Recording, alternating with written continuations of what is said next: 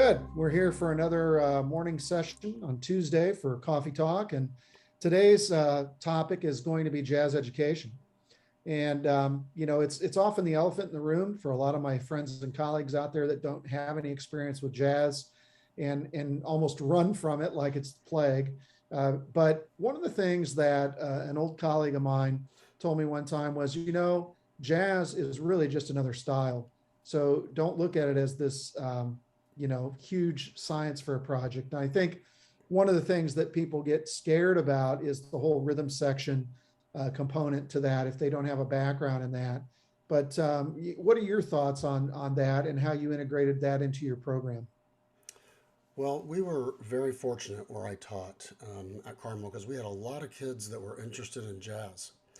And, we would go to festivals occasionally and all that stuff, but we basically just did it for our in-school concerts. And, we had a concert with the jazz bands where we were in the band room and we set it up like a cafe.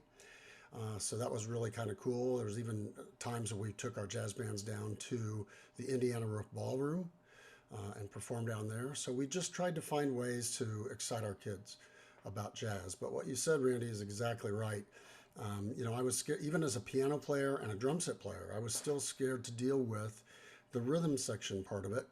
And I think what you'll find is that you can really keep it pretty simple. And it doesn't have to get too complex as you're building, especially if you're just starting a program. But what you also said about style being the only thing that's really, really different is true.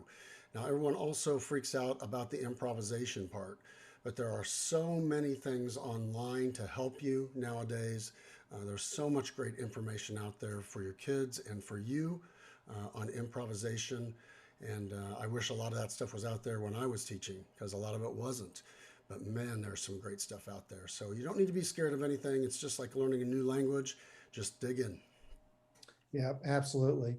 And the ensemble piece, the students still have to play with great sounds.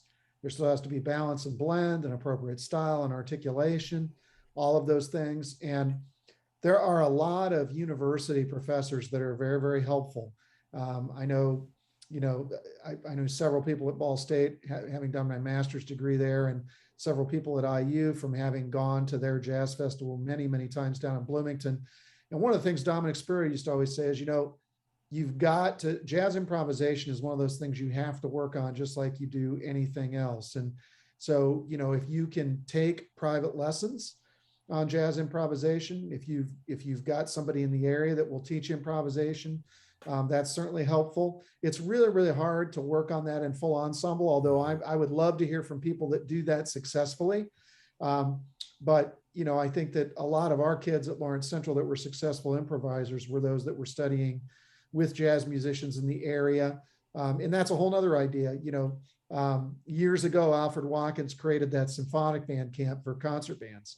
You could do the same kind of model with a jazz camp right in your own school on a weekend. Just bring in some local jazz musicians that you respect and trust, and pay them a bit of money to do some clinic sessions with your kids, and maybe have an honor band or just have a concert wrapped into that.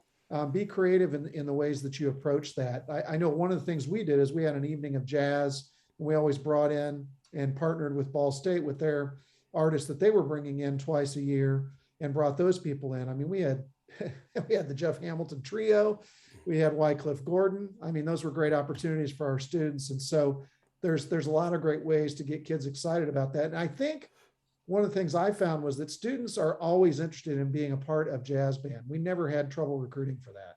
How about you? No, as a matter of fact, we had to turn kids away Yeah. just because we didn't have enough teachers or facilities for it. I think we ended up with, five or six bands, and it was a little bit crazy, but the kids wanted to do it, and they would show up. We had ours early in the morning, and they would show up every morning, on time, ready to play jazz. So it was pretty cool. Yeah.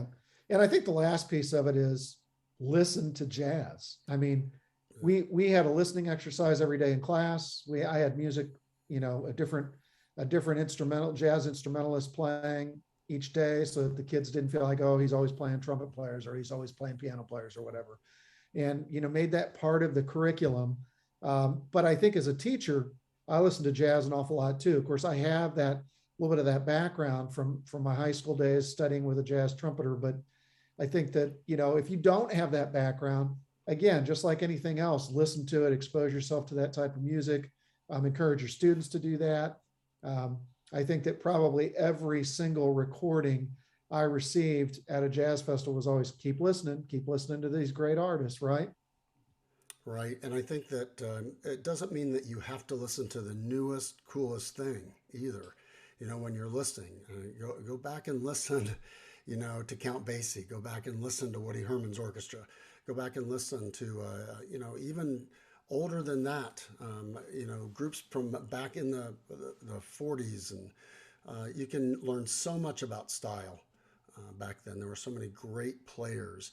Even if you go back to, some people may think this sounds silly, but listen to Louis Armstrong, amazing player. And you think, well, maybe that doesn't apply today, but you know what? It really does. Okay. He was a tremendous player. And that's just one example Yep. from way back when, I guess. Great stuff to listen to. Yeah, and I know we're going to be taking a deeper dive into jazz education with Wayne Dillon, one of our good friends who's a great jazz educator, on January 12th for our Wednesday webinar at 8 p.m. So make sure you sign up for that. That link will probably be put in this coffee talk, or it'll be on our Facebook page, Marching Arts Educators. But please continue to educate yourself and do things that are going to help you teach your kids better. And thanks so much for joining me this morning on Coffee Talk, Richard. Look forward to seeing you next week. Thanks, Randy. Thanks, everyone. Take care.